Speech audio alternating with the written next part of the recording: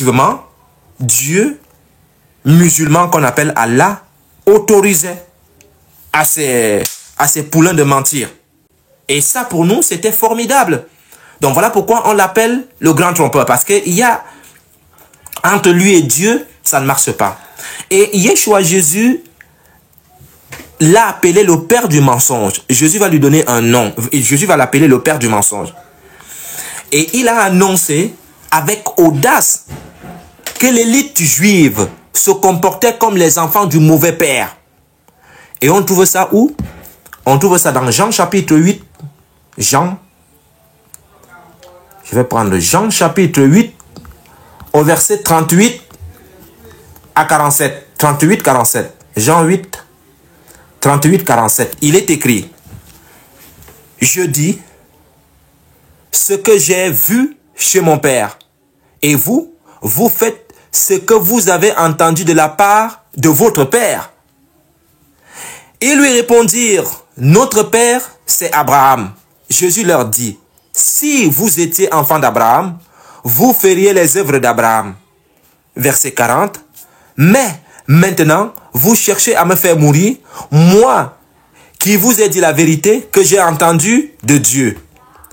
Cela, Abraham ne l'a point fait.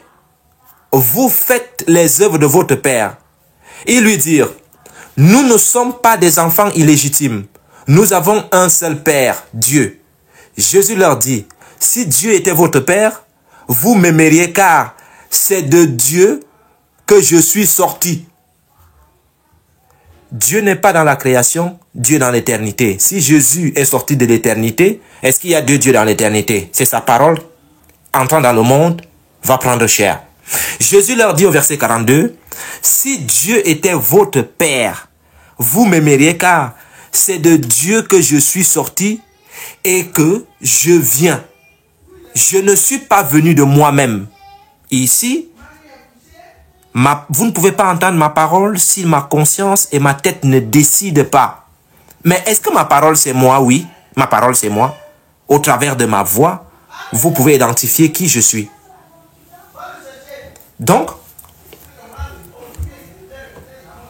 Jésus leur dit, attendez,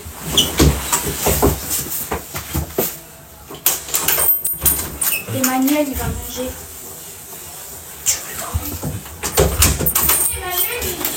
Excusez-moi. Donc, je disais, au 42, Jésus leur dit, si Dieu était votre père, vous m'aimeriez, car c'est de Dieu que je suis sorti et que je viens. Je ne suis pas venu de moi-même, mais c'est lui qui m'a envoyé. Pourquoi ne comprenez-vous pas mon langage? Parce que vous ne pouvez écouter ma parole. Vous avez pour père le diable. Et vous voulez accomplir les désirs de votre père. Il a été meurtrier dès le commencement. Ici, lorsqu'on parle de meurtre, on ne parle pas que le diable a exécuté quelqu'un. Hein? Il a été meurtrier par le mensonge. Parce que le mensonge est une arme efficace pour tuer les âmes. Lorsque Jésus dit ici, au verset 44, vous avez pour père le diable et vous voulez accomplir les désirs de votre père. Il a été meurtrier dès le commencement. Le diable n'a pas tué quelqu'un dès le commencement. La parole qui est sortie de lui est une arme efficace pour tuer les âmes. Voilà. Donc le mensonge qu'on retrouve dans l'islam, on se pose la question, mais qui est le père du mensonge? Pourquoi un Dieu peut-il demander à ses suiveurs de mentir s'ils sont dans des difficultés? On se pose la question, on ne comprend pas. Alors, et il ne se tient pas dans la vérité, parce qu'il n'y a pas de vérité en lui. Lorsqu'il profère le mensonge, il parle de son propre fond, car il est menteur et le père du mensonge. Donc ici, Dieu dit très clairement, Jésus dit très clairement dans ce verset, que le diable est meurtrier dès le commencement. Pourquoi? Parce que c'est un menteur. Dès le départ, il a commencé à tuer les âmes avec le mensonge, ce qui sortait de sa bouche. Voilà. Voilà pourquoi Jésus dit que vous avez pour père le diable. Bien avant que Jésus ne soit honoré dans notre planète, Ésaïe avait dit quelque chose de similaire au peuple. Ésaïe avait parlé à son peuple de quelque chose de similaire, comme ce que Jésus a dit ici. Dans Ésaïe 57 au verset 4, la Bible nous dit, Ésaïe 57 verset 4, « De qui vous moquez-vous? Contre qui ouvrez-vous une large bouche? Et tirez-vous la langue? N'êtes-vous pas des enfants de péché, une race de mensonges? » Une race de mensonges. Ici, nous comprenons quelque chose qui est clair, c'est que dans le mot hébreu, lorsqu'on dit une race de mensonges, il y a le mot zéra qui est utilisé en hébreu. Ésaïe 57, verset 4. Zéra sheker. Zéra sheker, c'est-à-dire c'est du zéra. Ce qui sort de la bouche du diable, c'est un poison. Voilà, vous pouvez consulter les mots en hébreu, vous allez vous en rendre compte que lorsqu'on parle une race de tromperie ici, c'est le zéra sheker, c'est-à-dire le diable a quelque chose qu'il injecte dans l'esprit de l'homme. Peu de choses ont changé depuis ce jour fatidique dans le jardin où Ève fut séduite par le père du mensonge. Ce premier petit mensonge s'est aggravé et a pris de l'ampleur, comme le font souvent les mensonges. Et c'est pour cela que le pasteur Mena demandait hier à ce dernier que si je veux réconcilier deux frères et que je mens à tous ces deux frères-là, crois-tu que la réconciliation peut-il vraiment porter ses fruits? Non, ça ne peut pas porter ses fruits. Pourquoi? Parce que, effectivement, à partir du moment où un Dieu permet à ses fidèles de mentir, mais c'est catastrophique. Alors, désinformation, fausse nouvelle, mensonge pur et simple, telle est la génération dans laquelle nous vivons. Notamment l'islam nous apporte un mensonge bien embelli. La frontière entre le vrai et le faux semble devenir de plus en plus floue. Aujourd'hui, nous ne savons plus. Il est difficile de voir le faux et le vrai. Le faux et le vrai, c'est devenu quelque chose de très compliqué. Et ce qui nous pond ces choses-là, c'est l'islam. Voilà. Tout ce mensonge et toute cette tromperie sont en honneur à l'éternité. C'est-à-dire, l'Éternel n'aime pas ces mensonges-là. Il déteste ce genre de choses-là. Il a clairement dit de sa propre bouche qu'il déteste ça. Voilà pourquoi, si vous prenez Lévitique 19 à partir du verset 11, Lévitique 19, verset 11 à 12. Lévitique 19, 11 à 12. Il est écrit: vous ne déroberez point, et vous n'userez ni de mensonges, ni de tromperie, les uns envers les autres. Comment se fait-il que le Dieu de la Bible parle ici dans Lévitique? Le Dieu du Coran autorise de mentir. Il donne l'aval au mensonge. Et pourtant, le Dieu de la Bible, dans Lévitique 19, au verset 11 à 12, dit ceci. À partir du verset 11, il dit ceci: vous ne déroberez point, 1. Et vous n'userez ni de mensonge, 2. Ni de tromperie, 3. Les uns envers les autres. Mais le Dieu du Coran qui demande de mentir, lui, il sort d'où? Est-ce que c'est le même Dieu de la Torah? Non, ce n'est pas le même Dieu de la Torah. Le verset 12 de Lévitique 19 dit ceci: vous ne jurerez point faussement par mon nom. C'est-à-dire le nom, le Dieu de la Bible. Yahweh dit que tu ne peux pas jurer faussement en son nom. Et pourtant, le musulman qu'on a attrapé et qu'on demande effectivement, est-ce que tu es musulman? Il peut dire, Wallah, je ne suis pas musulman. Il peut te dire, Wallah, je ne suis pas musulman. Et son Dieu bénit cela. Pourquoi? Parce que son Dieu l'autorise à mentir. Et pourtant, le Dieu de la Bible, dans Lévitique 19 au verset 12, dit que quand tu vas aller faire ton mensonge, jamais tu n'amènes son nom. Jamais tu n'amènes son nom quand tu vas mentir. vous ne jurerez point faussement par mon nom, car tu profanerais le nom de ton Dieu. Je suis l'Éternel. Le Dieu de la Bible dit très clairement que lui, il ne voudrait pas que lorsque tu pars proférer le mensonge, que tu apportes son nom. Malheureusement pour les musulmans, dans le Coran, le Dieu du Coran, qui est maître de la taqiyya, dit très clairement qu'il donne l'aval aux musulmans de mentir. Oui, un musulman peut mentir. Ça, nous l'avons clairement vu. C'est-à-dire, le Dieu du Coran autorise aux musulmans de mentir. Et pour nous, c'est quelque chose qui est catastrophique. Pourquoi? Parce que je vais vous donner un verset qui est très clair. Je vais vous donner un verset qui est clair. Et comme ça, pas d'ambiguïté. Pas d'ambiguïté. Sourate 16. Vous avez écouté ce que votre Dieu a dit dans Lévitique 19, verset 12. Je vais réitérer. Le Dieu de la Bible dit dans Lévitique 19, verset 12, « Vous ne jurerez point faussement par mon nom. 1. Car tu profanerais le nom de ton Dieu. 2. Je suis l'Éternel. » Le verset 11, il dit ceci, « Vous ne déroberez point, et vous n'userez ni de mensonges, ni de tromperie, les uns envers les autres. » Contrairement au Dieu du Coran, qu'est-ce qu'il nous dit? Il nous dit à la sourate 16, verset 106, que je vais lire rapidement.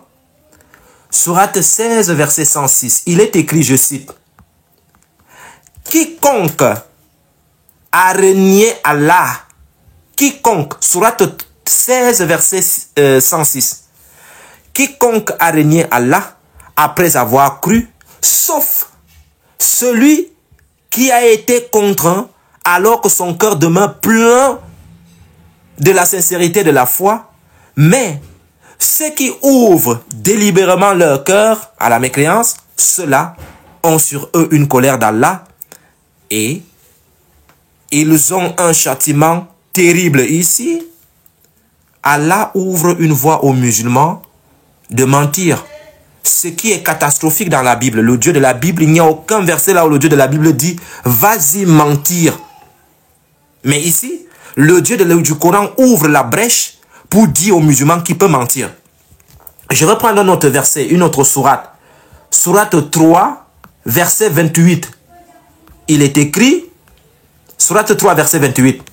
Il est écrit que les croyants ne prennent pas, écoutez bien, hein, que les croyants ne prennent pas pour alliés des infidèles. Virgule. Au lieu de croyants, point. Quiconque le fait contredit la religion d'Allah. Virgule. À moins que vous ne cherchiez à vous protéger d'eux. C'est-à-dire ici, Allah ouvre une brèche aux musulmans et dit aux musulmans, vous pouvez être des amis avec eux. Mais dès le départ, je vous demande de ne pas être alliés avec eux. Stop. Pas d'alliés avec les mécréants. À moins, sauf, si vous cherchez à vous protéger d'eux. Si par exemple, le musulman sent que dans un débat interreligieux, vous pouvez lui poser une question qui peut être difficile pour lui et il ne peut pas s'en sortir, son Dieu l'autorise à mentir. Il peut mentir. Il peut te dire ce que tes yeux veulent voir et il peut te faire écouter ce que tes oreilles veulent entendre. Mais il n'est pas dans la vérité. C'est pour cela qu'on appelle la dissimulation. C'est-à-dire, il va dissimuler la vérité pour te pondre un mensonge. Et pour moi, en tant que chrétien, c'est catastrophique. Ça démontre encore une fois de plus que nous n'avons pas le même Dieu. Nous n'avons pas le même Dieu, non. Non, non. À partir du moment où le chrétien aura des armes pour prouver que nous n'avons pas le même Dieu, ils iront chercher leur Abraham, ils iront chercher leur Issa, ils vont chercher leur prophète, mais pas ceux de la Bible, parce que nous n'avons pas le même Dieu. Le Dieu qui parle dans la Bible n'est pas celui qui parle dans le Coran. C'est clair, il n'y a pas d'ambiguïté par rapport à ça. Alors, si on repart dans notre thème, on voit très clairement que dans Lévitique 19 au verset 11 à 13, Dieu le dit clairement. Bien qu'il ait été appelé à ne pas se mentir, écoutez bien, bien, parce que dans Lévitique 19 au verset 11 à 12, selon le résumé, vous ne volerez point, vous ne commettrez point de mensonge et vous ne mentirez point les uns les autres. Vous ne jugerez point faussement par mon nom, de manière à profaner le nom de votre Dieu. Je suis l'Éternel. Ici, dans ces textes, bien qu'il ait été appelé à ne pas se mentir, ils l'ont quand même fait. Et eux, ils l'ont quand même fait. Voilà. Voilà pourquoi, dans Jérémie, je vais prendre maintenant Jérémie. Je vais prendre Jérémie, chapitre 9, à partir du verset 3 à 6. Jérémie 9, à partir du verset 3 à 6. Jérémie 9, 3 à 6. Ils ont la langue tendue comme un arc et lancent le mensonge. Je reprends. Ils ont la langue tendue comme un arc et lancent le mensonge. C'est ce que nous voyons dans les lives des musulmans. Quand ils touchent la Bible, ils vont lancer le mensonge. Jérémie 9, verset 3. Ils ont la langue tendue comme un arc et lancent le mensonge. Ce n'est pas par la vérité qu'ils sont puissants dans le pays, car ils vont de méchanceté en méchanceté. Et ils ne me connaissent pas, dit l'Éternel. Et c'est ce que les musulmans font. Les musulmans ne connaissent pas Yahweh. Que chacun se tienne en garde contre son ami. Et qu'on ne se fie en aucun de ses frères.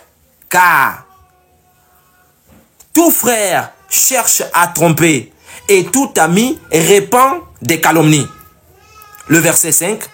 Ils se jouent les uns des autres. Lorsqu'un musulman arrive dans un live, tu lui montres un verset clair. Si c'est un verset qui est dans la Bible, il va te dire, vous les chrétiens, vous ne comprenez pas votre propre Bible. Vous les chrétiens, vous ne comprenez pas votre propre Bible. Le texte est clair. Il va te dire que le texte est clair. Dès lors que tu lui donnes un autre texte qui contredit ce qu'il a dit dans la même Bible, il va te dire, tu peux me chercher les textes qui sont compliqués.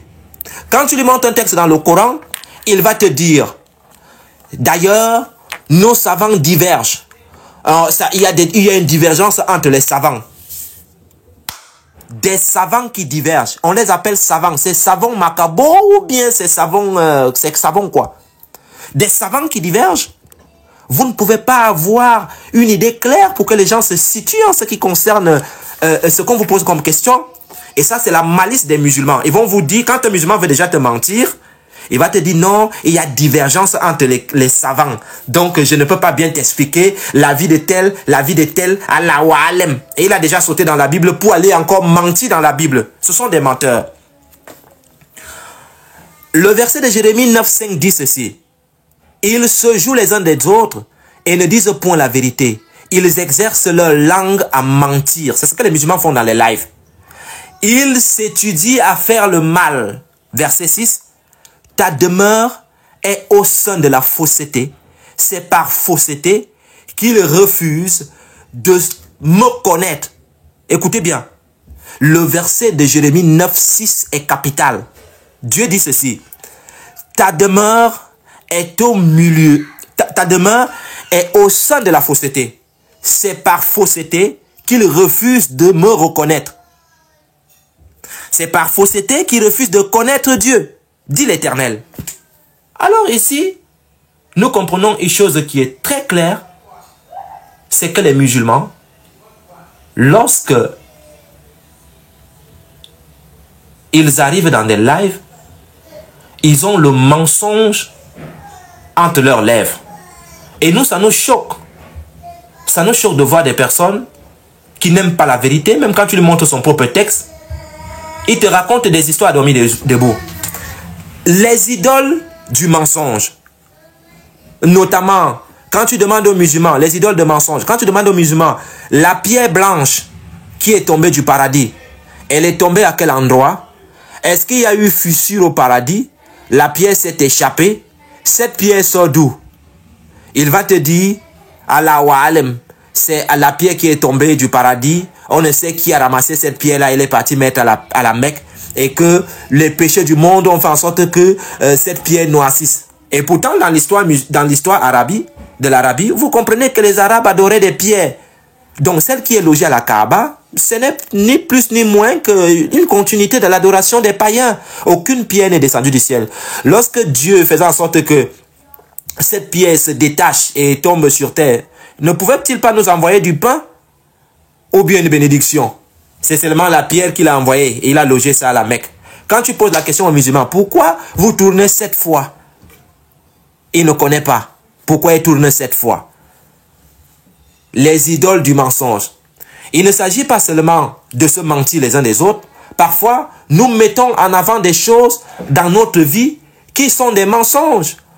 Comme l'accent mis sur la richesse et la beauté, la célébrité, l'influence. Nous nous entourons d'idoles. Un peu comme nos homologues du Proche-Orient, anciens. Nous adorons des idoles, mais admettons jamais notre idolâtrie. C'est-à-dire les musulmans sont des idolâtres, mais ils refusent d'être idolâtres. Ils disent non, l'idolâtrie, c'est pas pour nous. Dans Habakkuk, je vais lire Habakkuk. Habakkuk chapitre 2 au verset 18 à 20. Il est écrit, je cite, « À quoi sert une image taillée pour qu'un ouvrier la taille? À quoi sert une image en fonte? Et qui enseigne le mensonge? Pour que l'ouvrier qui l'a fait place en elle sa confiance. » Beaucoup de musulmans, si vous partez à la Mecque, on peut vous mettre une vidéo. Il y a des vidéos qui circulent où on dit qu'une pierre est tombée du ciel et qu'elle pardonnera les péchés au dernier jour. Elle aura une bouche et des oreilles. Il faut les voir en train de se tuer pour embrasser la pierre. Ah, Allah, Allah, Allah, Allah, Allah. Des gens suffoquent à cet endroit. Les gens meurent juste pour lécher la pierre. C'est catastrophique. C'est grave. C'est grave, c'est grave. Des gens pleurent. Allah, Allah, Allah, Allah, pour toucher la pierre. Mais c'est quoi ça? L'ouvrier qui l'a fait place en elle sa confiance, tandis qu'il fabrique des idoles muettes.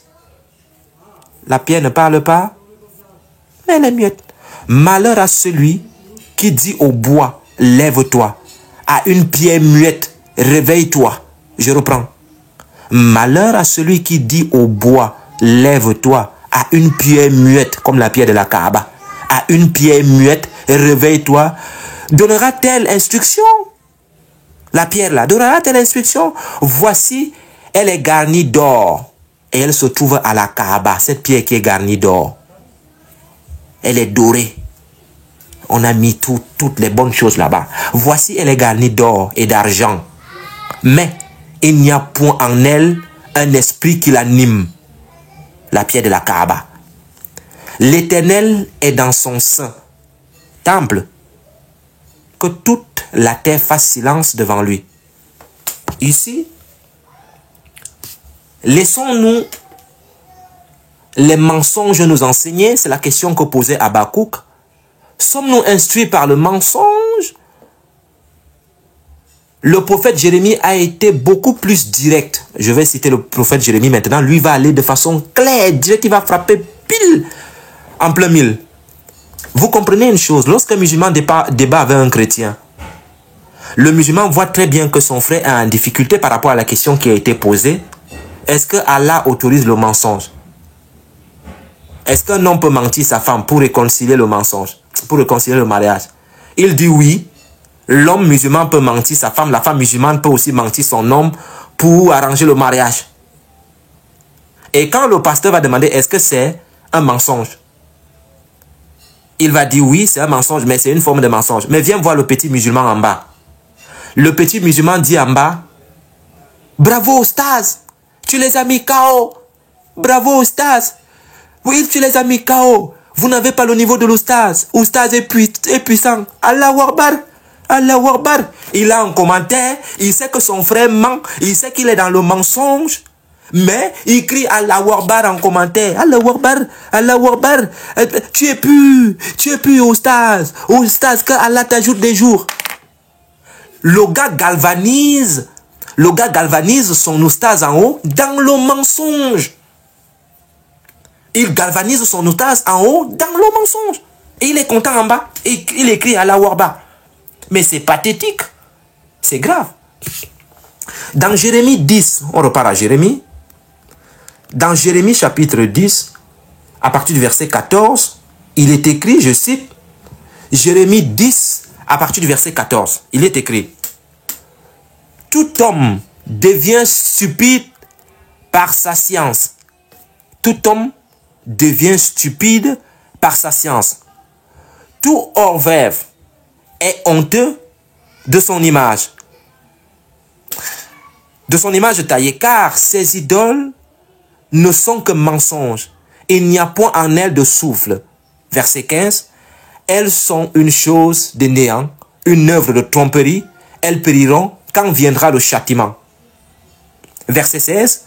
Celui qui a la part de Jacob n'est pas comme elle, car c'est lui qui a tout formé. Et Israël est la tribu de son héritage. L'Éternel des armées est son nom. Ici, nous le voyons de façon claire. Dieu s'exprime de façon claire. Ici, Yahweh ne ment pas. Il ne ment jamais. Yahweh était le créateur de toutes choses. Et il était l'opposé du grand trompeur. Yahweh est le créateur de toutes choses. Il ne ment pas. Voilà pourquoi il est en opposition avec le grand trompeur qui est le serpent ancien. Le menteur, le père du mensonge. Voilà pourquoi il y a opposition entre Dieu et le menteur. Il était et est la grande vérité vivante et incapable de mentir. Ça, c'est le Dieu de la Bible. Hein? Lorsque Saul commit une erreur monumentale et perdit sa royauté aux yeux de Dieu, il supplia Samuel de lui pardonner son iniquité et de faire changer d'avis à Dieu. Samuel répondit ceci à Saoul. C'est-à-dire, Saoul voulait jouer avec Samuel et Samuel va lui répondre ceci dans 1 Samuel. 1 Samuel 15, verset 29. 1 Samuel 15, verset 29. Il est écrit: celui qui est la force d'Israël ne ment point. Samuel dit ceci à Saoul. 1 Samuel 15, verset 29. Celui qui est la force d'Israël ne ment point et ne se repent point, car il n'est pas un homme pour se repentir. Il ne ment point. Le seul menteur, c'est le Dieu qui parle dans le Coran. C'est lui qui est le menteur. Le Dieu de la Bible ne ment point. Alors Yahweh, la gloire d'Israël, était ferme en ses mots, dans sa décision, et il ne serait jamais malhonnête. Oh non, il ne serait jamais malhonnête. L'Éternel lui-même a annoncé sa véracité. Le successeur de Saül fut David, choisi par Dieu. Et l'Éternel a promis qu'il ne le tromperait jamais. Dans Psaume chapitre 80, Psaume 89, autant pour moi, Psaume 89 à partir du verset 20. Psaume 89, verset 20 nous dit: j'ai trouvé David mon serviteur, je l'ai oint de mon huile sainte. Verset 21, ma main le soutiendra et mon bras le fortifiera. Verset 26, lui, il m'invoquera, tu es mon Père, mon Dieu et le rocher de mon salut. Verset 27, et moi, je ferai de lui le premier-né, le plus élevé des rois de la terre. Je lui conserverai toujours ma bonté. Je lui conserverai toujours ma bonté, autant pour moi, et mon alliance lui sera fidèle. Je rendrai sa postérité éternelle et son trône comme les jours des cieux. Verset 30. Si ses fils abandonnent ma loi et ne marchent pas selon ses ordonnances, s'ils violent mes préceptes et n'observent pas mes commandements, je punirai de la verge leur transgression et par des coups de leur iniquité, mais je ne lui retirerai point ma bonté et je ne trahirai pas ma fidélité. Je ne violerai point mon alliance et je ne changerai pas ce qui est sorti de mes lèvres. J'ai juré une fois par ma sainteté, mentirai-je David? Ça, c'est le Dieu de la Bible qui parle. Il est factuel. Il dit, il ne ment pas. Et nous voyons très clairement aujourd'hui que ce qu'il a dit à David s'accomplit au jour d'aujourd'hui. C'est clair, c'est net, il n'y a aucune bavure. Par contre, le Dieu du Coran, c'est un menteur. Le verset 36, il dit ceci. Sa postérité subsistera toujours, son trône sera devant moi comme le soleil, comme la lune, et il aura une éternelle durée. Le témoin qui est dans le ciel est fidèle. C'est clair, c'est net, aucune bavure. Dieu dit ici clairement que lui, il ne peut pas tromper David. Et il a accompli. De façon claire, il a accompli. Mais par contre, le Dieu du Coran dit à l'autre que non, vas-y faire ceci, vas-y faire ceci.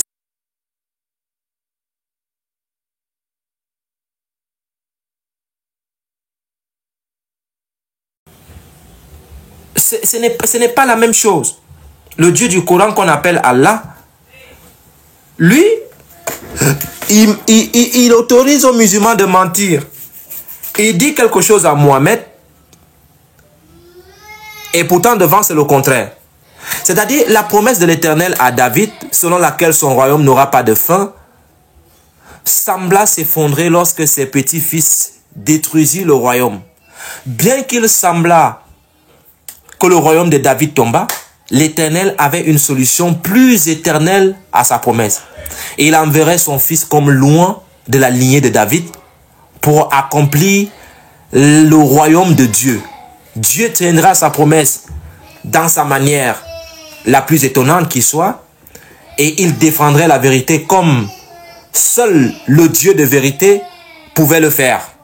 Donc ici, nous voyons très clairement que le Dieu qui parle ne se comporte pas comme le Dieu du Coran. Entre lui et le Dieu du Coran, il y a un fossé. Maintenant, on va essayer de toucher Mohammed, le faux prophète. Et dans la Bible, il y a ce qu'on appelle des faux prophètes. Alors, mais les humains ne sont pas Dieu. Les humains ne sont pas Dieu, malheureusement. Nous mentons tout le temps. Nous, les humains, on ment tout le temps. Aux autres et à nous-mêmes. On se ment à nous-mêmes. Notamment, les musulmans viennent dans des lives. Ils savent bien que ce texte dit ça. Mais devant les gens, ils disent non, le texte ne dit pas ça. Nous nous mentons à nous-mêmes. Et on ment aussi aux autres. Nous nous plaignons souvent, par exemple, que nos politiciens sont des menteurs. Nous nous plaignons souvent que les politiciens sont des menteurs. Notamment ceux qui font de la politique. Hein. Mais ils sont tout aussi humains que vous et moi. Cependant, ceux qui se mettent à la place d'un dirigeant public doivent rendre des comptes publiquement. Alors, il y a quelque chose que je vais noter ici, c'est que à l'époque du judaïsme du premier temple, les dirigeants juifs étaient le roi d'Israël ou de Juda. Les prêtres et les prophètes de l'époque, les prophètes étaient considérés comme les porte-paroles de Dieu.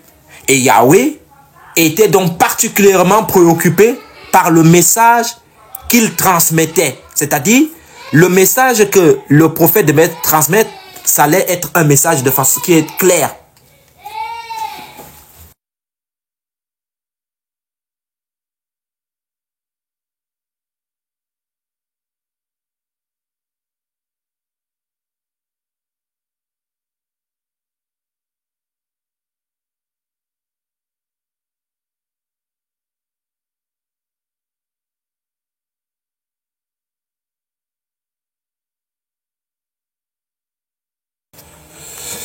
Bien, excusez-moi. Donc, je disais tantôt que les prophètes étaient considérés comme les porte-paroles de Dieu. Et Yahweh était donc particulièrement préoccupé par le message qu'il transmettait. C'est-à-dire, si ces prophètes-là transmettaient un mauvais message, tout le peuple était perdu. Donc, Dieu veillait à ce que ce message soit un message clair qui sort réellement de lui. Et nous constatons aujourd'hui que les musulmans, ils nous apportent un prophète qui était seul dans la grotte. Aucun témoin. Il a apporté un livre, un message. Sourate 65, verset 4. Le mariage des petites filles. La mouta. Allah peut autoriser aux musulmans de mentir s'il est en danger. Mais c'est quoi ça? C'est quoi ça? Alors, le livre de Jérémie mettait clairement l'accent sur les faux prophètes. Par exemple, je vais prendre Jérémie, nous allons lire, vous allez voir. Jérémie 14. Jérémie 14, versets 14 à 15. Jérémie 14, versets 14 à 15. Je vais lire. Jérémie 14, versets 14 à 15. Et l'Éternel me dit, c'est le mensonge que prophétisent en mon nom les prophètes. Je ne les ai point envoyés. Je ne les ai point envoyés. C'est ce que Mohamed a fait. Il a proféré le mensonge au nom de Yahweh. Je reprends. Jérémie 14, verset 14. Et l'Éternel me dit, c'est le prophète Jérémie qui parle, c'est le mensonge que prophétisent en mon nom les faux prophètes. Je ne les ai point envoyés. Je ne leur ai point donné d'ordre. Je ne leur ai point parlé. Ce sont des visions mensongères. Il dit qu'il est parti prendre 5 prières chez Yahweh, en haut là-bas. C'est-à-dire, il a volé, il était posé sur l'âne. Mohamed était posé sur l'âne. L'âne avait des ailes. L'âne a fait foup, foup, foup, foup, foup, foup, foup. Jusqu'au ciel. L'âne de Mohamed a fait foup, foup, foup, foup, foup, foup, foup. Jusqu'au ciel. Allah a dit, prends le, on appelle ça comment? Tiens, voici 5 prières. Redescends. On lui donne 5 prières, on lui montre. Mais quand vous-même, vous partez lire ces choses-là, vous croyez que c'est sérieux? C'est pas sérieux, c'est du mensonge. Et c'est ce que Dieu dit ici. Je ne leur ai point parlé. Ce sont des visions mensongères, des vaines prédictions, des tromperies de leur cœur. Voilà pourquoi on retrouve dans le message de Mohamed, il a beaucoup de choses. Il a droit à beaucoup de femmes. Il peut faire ce que Mohamed et son messager ont décidé. Quand Mohamed décide quelque chose, c'est quoi ça là? Il dit de vaines prédictions, des tromperies de leur cœur qu'ils vous prophétisent. Verset 15. C'est pourquoi, écoutez bien maintenant, verset 15. C'est pourquoi, ainsi parle l'Éternel sur les faux prophètes qui prophétisent en mon nom, sans que je les ai envoyés, et qui disent, il n'y aura dans ce pays ni épée ni famine. Ces prophètes périront. Ces prophètes périront. Et Mohamed a péri. Ces prophètes périront. Et Mohamed a péri par un petit poison d'une femme juive. Et la femme juive avait dit, si tu es réellement un prophète, ce poison ne te nuira point. Mais par contre, si tu es vraiment un prophète, ce poison ne te nuira point. Mais si tu es un faux prophète, alors là, mon coco, tu vas lire l'heure. Et Mohamed il avait fait ça. Il a vu le feu. C'est clair, c'est net, c'est sans bavure. Voilà. Donc ici, lorsque vous prenez Jérémie 5 encore, on va encore prendre Jérémie 5 au verset 30 à 31. Jérémie 5, verset 30 à 31. Il est écrit, Jérémie 5, 30 à 31. Des choses horribles, abominables se font dans le pays. Les prophètes prophétisent avec fausseté. C'est ce que Mohamed a fait. Mohamed dit qu'un ange est sorti d'une grotte et l'a attrapé le cou. L'ange lui dit lis. Il dit que je ne sais pas lire. Et vous croyez que c'est sérieux ça? Est-ce que vous croyez réellement que c'est sérieux ça? Lis, je ne sais pas lire. L'ange l'a étranglé. Il a eu peur. Il était obligé d'aller voir Waraka pour que Waraka pas lui mentir. Waraka lui dit, oh, c'est l'ange que Moïse avait rencontré. Si c'est Moïse, si c'est Abraham. Le mensonge. Tout ça, c'est faux. Les prophètes prophétisent avec fausseté. Et notamment les musulmans, on les apprend à mentir. Les sacrificateurs dominent sous leur conduite. Et mon peuple prend plaisir à cela. Que feriez-vous à la fin? Le même Jérémie, dans Jérémie 6, au verset 13 à 14. Jérémie 6, 13, 14. Qu'est-ce qu'il nous dit là-bas? Jérémie 6, 13, 14 nous dit, car depuis le plus petit au plus grand, tous sont avides de gain. Depuis le prophète jusqu'au sacrificateur, tous usent de tromperie. Et c'est ce que j'ai dit à ma sœur, on l'appelle comment? Il y a Zambé la nuit. Il disait non, Yeshua, il y a un musulman dans le live. C'est vraiment un musulman gentil. Il est poli. J'ai dit à ma soeur de façon claire. Et ça, là, ça ne peut pas quitter mon esprit. Le musulman gentil ne connaît pas sa religion. Le musulman gentil ne maîtrise pas ses textes. La plupart n'ont que des nappes chez eux avec un Coran qu'ils ne comprennent même pas. Ils parlent arabe. Ils récitent des versets en arabe, mais ne comprennent pas. Un bon musulman qui a maîtrisé ses textes n'est pas ami avec un chrétien. Un bon musulman qui maîtrise ses textes est fourbe. Il a de la dissimulation en lui. Il a de la corruption en lui. C'est factuel. C'est pour cela, lorsque vous regardez Boko Haram, vous regardez l'État islamique, les gens se posent souvent des questions. Est-ce que ce sont les musulmans qu'on voit en Europe? Oui. Sauf que ceux de l'Europe sont habitués à boire un peu de vin, manger un peu de caviar, voilà, manger même le porc, porter des demi-culottes, se maquiller. Ils se comportent comme des Européens. Ils vivent dans des pays des kafirs, mais ne veulent pas partir. Ces mêmes musulmans-là ne connaissent pas leur texte. Ils ont tellement bu du champagne et mangé beaucoup. Ils ont mangé beaucoup de, on appelle ça comment, beaucoup de camembert, que le cerveau a oublié les textes. Et lorsqu'ils voient, ils vont donc voir face à eux, les musulmans que eux, ils maîtrisent leur texte, ils vont dire, oh, ce sont des islamistes, ce sont des islamistes, des extrémistes. Ces extrémistes-là, ils trouvent les... C'est-à-dire, il n'y a aucun musulman qui peut monter dans mon live, me dire que voici ce que l'État... C'est-à-dire, tout ce que l'État islamique fait, tout ce que les gens de l'État islamique, tout ce qu'ils font, je monte texte par texte. Ils coupent les têtes, c'est écrit ici. Ils prennent les petites filles, c'est écrit ici. Ils font ceci, c'est écrit ici. Ils font ça, c'est écrit ici. Ils font ceci. Tout ce que les gars là font, c'est écrit dans leur texte. C'est juste que ceux qui sont en Europe sont habitués au champagne, aux fêtes, à l'ambiance, à des soirées, hein, à ces belles choses-là, qu'ils ont oublié leur religion. Mais le musulman qui connaît bien sa religion, il n'est pas gentil avec le chrétien. Et à partir du moment où le chrétien va mettre ça dans la tête, le chrétien va tout comprendre.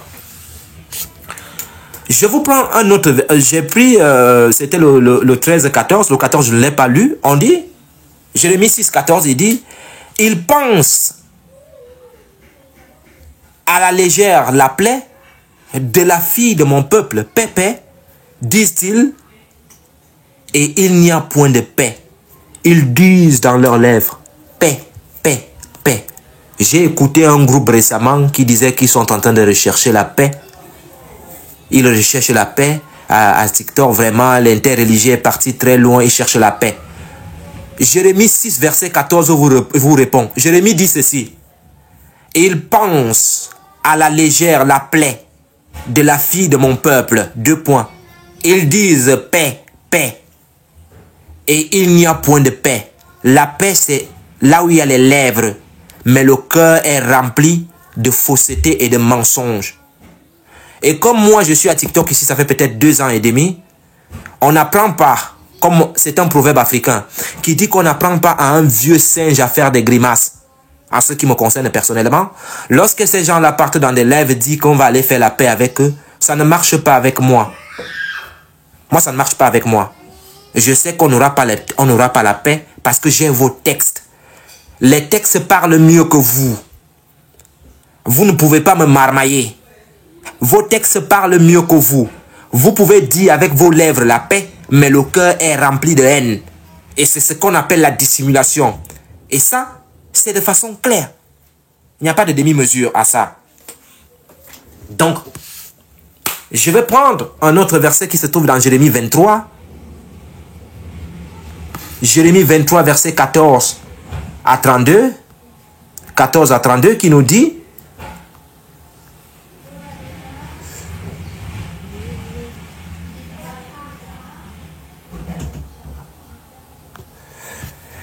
Jérémie 23, verset 14. Mais dans les prophètes de Jérusalem, j'ai vu des choses horribles. Le dernier qu'on nous a amené, c'est Mohamed. Ils sont adultères. Lorsque Mohamed partait dans des conquêtes avec ces gens, il pratiquait la mouta. La mouta. Le mariage temporaire. Lorsque tu pratiques un mariage temporaire, est-ce que c'est l'adultère? Est-ce que c'est la tromperie? C'est quoi? Il marche dans le mensonge. On le voit aujourd'hui. Il fortifie les mains des méchants afin qu'aucun ne revienne de sa méchanceté. Et ils sont tous à mes yeux comme Sodome et les habitants de Jérusalem comme Gomorrhe. C'est pourquoi ainsi parle l'Éternel des armées sur les prophètes, les faux. Voici, je vais les nourrir d'absinthe et je leur ferai boire des eaux empoisonnées. C'est ce qui est arrivé à Mohamed. Car c'est par les prophètes de Jérusalem que l'impiété s'est répandue dans tout le pays. Ainsi parle l'Éternel des armées. N'écoutez pas les paroles de ces prophètes qui vous prophétisent. Ils vous entraînent à des choses de néant et ils disent des visions à leur cœur et non ce qui vient de la bouche de l'Éternel. Ils disent à ceux qui me méprisent, l'Éternel a dit, vous aurez la paix. Et ils disent à tous, ceux qui suivent les penchants de leur cœur, il ne vous arrivera aucun mal. Donc ici, les textes sont clairs. Pour avancer rapidement, il y a encore d'autres versets que je peux donner, mais ce problème ne se posait pas seulement à l'époque de Jérémie. Des années avant Jérémie, Ésaïe avait écrit cela. Et nous avons lu ici dans Ésaïe chapitre 9 au verset 13 à 16. Nous avons lu ça ici. Alors, et un siècle après Jérémie, il y aura quelqu'un qu'on va appeler Zacharie. Zacharie 10 verset 2. Zacharie 10 verset 2 dit ceci. Car les téraphins ont des paroles de néant. Les devins prophétisent des faussetés. Les songes mentent et consolés par la vanité. C'est pourquoi ils sont errants comme un troupeau. Ils sont malheureux parce qu'il n'y a point de pasteur. Ici, le pasteur ici, c'est toujours le berger. Mis à part quelques rois et prophètes remarquables dans l'Ancien Testament, il semble que la direction du peuple hébreu était principalement dirigée ou opérée par des menteurs. Et c'est ce que nous voyons aujourd'hui avec les musulmans. Le peuple de Yahweh était comme des brebis abandonnées sans berger. Et c'est ce que nous voyons aujourd'hui. Lorsque tu discutes avec un musulman, je peux faire monter 2 musulmans là maintenant là dans ce live. Je donne un verset coranique. Expliquez-moi. Je sous-entends qu'ils ne maîtrisent pas. Allons chercher tes savants. Les savants divergent. Chacun raconte sa vie. On ne sait pas qui dit la vérité. Pourquoi? Parce qu'elles ne reconnaissent pas leur seul vrai berger qui est Yahweh. Même si la plupart des gens n'avaient aucune idée qu'il était dirigé par des trompeurs, certains étaient parfaitement conscients qu'ils étaient entourés des corrupteurs et de tromperies. Job l'avait bien compris.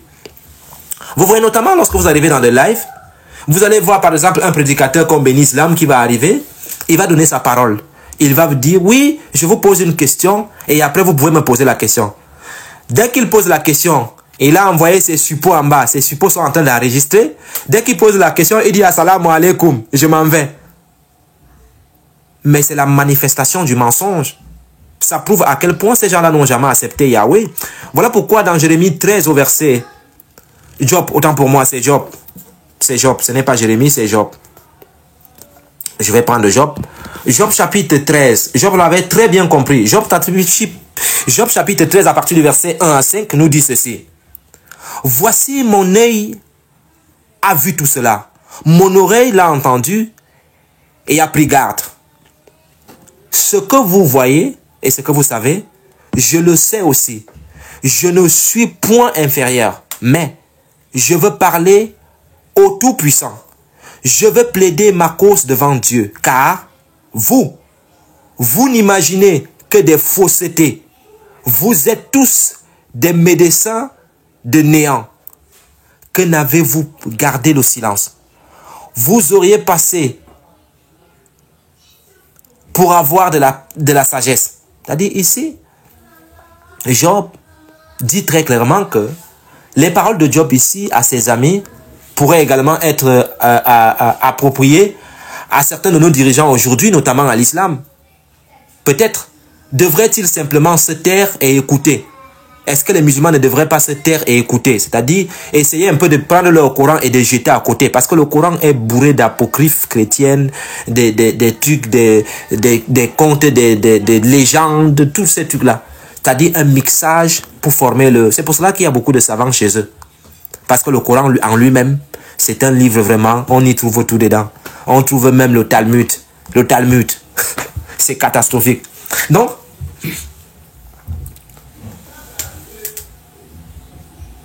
moi je pense que la seule chose sage que les musulmans doivent faire, c'est d'écouter. Quels que soient vos sentiments à l'égard de certains dirigeants, nous devons reconnaître que nous avons tous menti. Que nous nous sommes présentés de manière fausse, ou que nous avons témoigné de manière mensongère contre nos voisins. Et nous voyons ici que le Dieu de l'islam autorise à mentir. Dites-moi, comment un Dieu peut-il autoriser à son serviteur de mentir s'il est en danger? Dis la vérité et vas-y retrouver ton Dieu. Ou bien que ton Dieu te sauve, qu'il t'envoie al-Burak. Que ton Dieu fasse quelque chose pour toi. Pourquoi ton Dieu veut que tu salisses ton image, toi? Pourquoi ton Dieu te permet de mentir? Est-ce que c'est bien?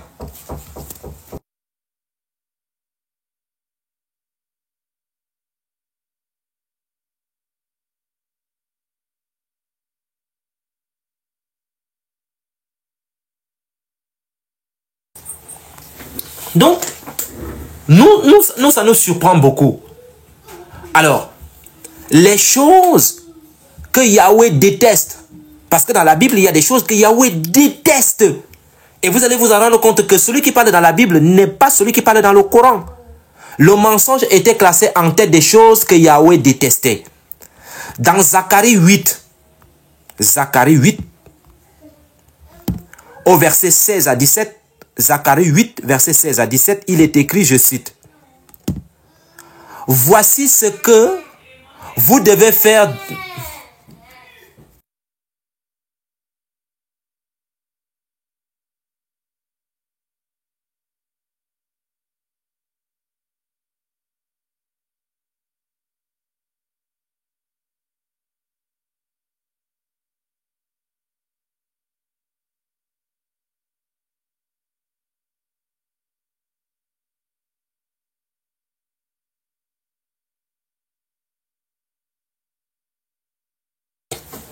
Oh,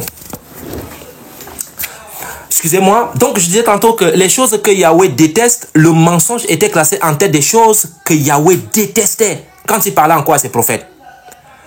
Alors, dans Jérémie, chapitre 8, au verset 16 à 17, il est écrit, « Voici ce que vous devez faire. Dites la vérité chacun à son prochain. » Je reprends. « Voici ce que vous devez faire. Dites la vérité chacun à son prochain. » Chacun à son prochain doit dire la vérité. Tandis que le Dieu du Coran dit, vous pouvez mentir. Dieu dit ici qu'il faut dire la vérité à son prochain. Ça c'est un. Jugez dans vos portes selon la vérité et en vue de la paix.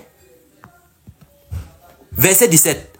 Que nul en son cœur ne pense le mal contre son prochain.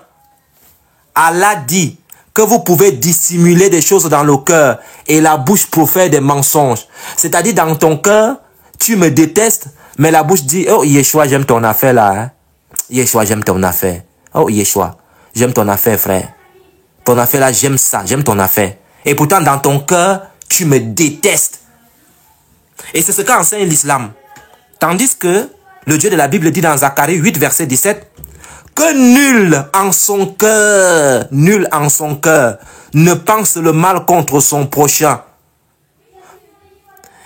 Et n'aimez pas le faux serment. N'aimez pas le faux serment. Ne dites pas les choses qu'il ne faut pas dire. Les faux serments. Le Dieu du Coran accepte les faux serments. Tu dis des choses que tu ne dois pas dire. Dites-moi les chers frères et sœurs. C'est le même Dieu qui parle dans le Coran? Dites-moi. C'est le Dieu qui parle dans la Bible là, qui s'exprime ici dans Zacharie 8, verset 17. C'est lui qui parle dans le Coran? Ce n'est pas la même personne. Pour l'amour de Dieu, les musulmans, demandez à vos ustads d'aller vous chercher votre Dieu. Ils peuvent fabriquer un Dieu en carton, un Dieu en poupée, un Dieu al-Burak. Faites les efforts. Demandez à ces gens-là de chercher votre Dieu. Parce que celui qui parle dans la Bible là, ils vous ont menti. Ils ont menti. Que nul en son cœur. C'est-à-dire le verset ci. C'est un verset que entre nous les frères, on va se partager ça. C'est-à-dire quand on commence le débat interreligieux, est-ce que le Dieu de la Bible est celui du Coran? C'est d'abord le premier verset que tu donnes. Tu donnes le verset où Allah dit que vous pouvez mentir. Et nous aussi on donne Zacharie 8, verset 12. Verset 17. Là où Dieu dit que nul en son cœur ne pense le mal contre son prochain. 1. Et n'aimez pas de faux serments. 2. Car ce sont là, ce que je venais de vous citer là, ce sont là toutes choses que l'Éternel hait. Vous comprenez ça? Je reprends. Zacharie 8, verset 17. Que nul en son cœur ne pense le mal contre son prochain. Et n'aimez pas le faux serment. Car ce sont là toutes choses que hait, dit l'Éternel. L'Éternel déteste ça. Le mensonge. Ce qui passe. C'est-à-dire toi, tu dis quelque chose de ta bouche à ton prochain et pourtant ton cœur est rempli de haine. L'Éternel hait ça. Il déteste ça. Ce n'est pas le Dieu de la Bible qui parle ici. C'est le Dieu du Coran. Donc les musulmans veulent nous dire que c'est le Dieu du Coran qui parle dans ce verset. Non. C'est faux. Les musulmans sont dans le faux. Cherchez votre Dieu. C'est peut-être un bouddhiste. Mais ce n'est pas le Dieu qui parle dans la Bible qui parle ici. C'est faux. Vous êtes des menteurs. Vous êtes des menteurs? Alors, je vais encore enfoncer le clou. Le proverbe 6 énumère 7 choses méprisables aux yeux de l'Éternel. Dans Proverbe 6, que on va lire là tout à l'heure, Proverbe 6 à partir du verset 16 à 19. Il y a 7 choses aux yeux de l'Éternel. 2 d'entre elles sont liées au mensonge. Je reprends. Dans Proverbe 6, il énumère 7 choses méprisables aux yeux de l'Éternel. Mais il y a 2 d'entre elles qui sont liées au mensonge. Nous allons lire Proverbe 6. Nous allons lire maintenant. Ces gars-là, ce sont des menteurs. Proverbe 6, à partir du verset 16. Il est écrit, je cite, « Il y a 6 choses que hait l'Éternel. » Il y a donc 6 choses que hait l'Éternel. Si dans ces 6 choses-là, on trouve que le Dieu du Coran a parlé et a validé cela, ce n'est pas le même Dieu, c'est un usurpateur. C'est un Dieu qui ment, qu'il est Yahweh. Ce ne sont pas les mêmes dieux. Le Dieu du Coran n'est pas le Dieu de la Bible. Que les musulmans aillent chercher leur Dieu au Pakistan, en Ouzbékistan, en Azerbaïdjan, tout ce qui est zan, allez chercher votre Dieu là-bas. Mais votre Dieu ne se trouve pas dans la Bible. Pour l'amour de Dieu. Il n'est pas dans la Bible. C'est impossible. Ce n'est pas le même langage. Ce n'est pas le même Dieu. Ils ne font pas les choses de la même façon. Il dit, il y a 6 choses que hait l'Éternel. Et même 7 qu'il a en horreur. C'est-à-dire dans son cœur là. C'est pas bon. Verset 17. Il dit ceci. Les yeux hautains. Regardez quand le musulman parle avec un chrétien. Il est gonflé à bloc. Il a l'impression qu'en face de lui, il a affaire à quelqu'un qui est quelqu'un d'insignifiant même en fait. Et parce que les musulmans, oui, on va t'apprendre ta propre Bible. Voilà. La langue menteuse, je répète, l'Éternel dit au verset 17, il y a 6 choses, même 7. Les yeux hautains, 1. La langue menteuse, 2. Allah a dit hier que le Dieu du Coran autorise le mensonge. Je reprends. Allah. Je ne sais pas si c'est l'allée de la Mecque, ou bien c'est l'allée de mon village, ou bien c'est l'allée pour aller au champ.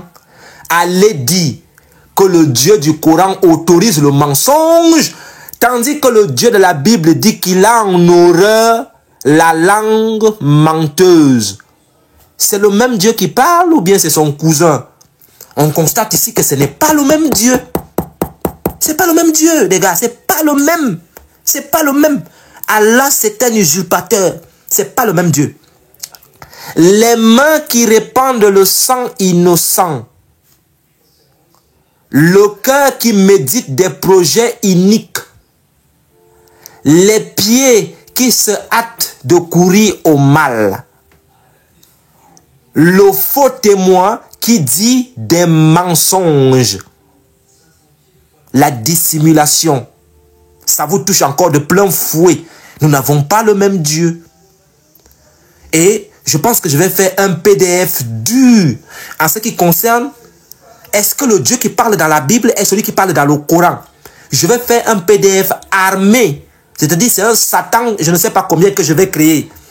Avec tout ce que je suis en train de faire là, ça va permettre à ce que lorsque un chrétien discute avec un musulman en ce qui concerne le Dieu qui parle dans la Bible et celui qui parle dans le Coran, le musulman n'aura pas d'issue de secours. On va l'enfermer comme si on a mis le rat dans un trou. On met la fumée et il n'y a pas de trou pour sortir. Il reste là-bas dedans. Voilà. Donc on dit, le faux témoin qui dit des mensonges et celui qui excite des querelles entre frères. Mon fils, garde les préceptes de ton père et ne rejette pas l'enseignement de ta mère. Je suis parti jusqu'au 20. Mais ici, le verset est clair. Nous n'avons rien à voir avec ce Dieu-là. Ce Dieu qui permet le mensonge, tandis que le Dieu de la Bible dit, dans Proverbe 6, verset 16, il dit ceci, il y a 6 choses que hait l'Éternel, et même 7 qu'il a en horreur. Les yeux hautains, 1. La langue menteuse, 2. Les musulmans mentent.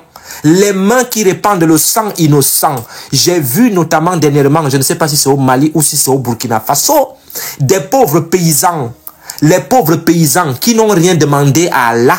Et j'ai vu les gens d'Allah en train de tirer sur eux. Quelqu'un est mort, on tire sur lui. Et ça crie à côté, Allah Warbar, Allah Warbar. Le sang, ceux qui répandent le sang innocent, ce sont eux. L'Éternel a ça en horreur. Le cœur qui médite des projets iniques. Les pieds qui se hâtent à courir au mal. Les faux témoins qui disent des mensonges. Et celui qui excite les querelles entre frères. Tout ce que j'ai cité, ce que l'Éternel a en horreur, touche de plein fouet l'islam.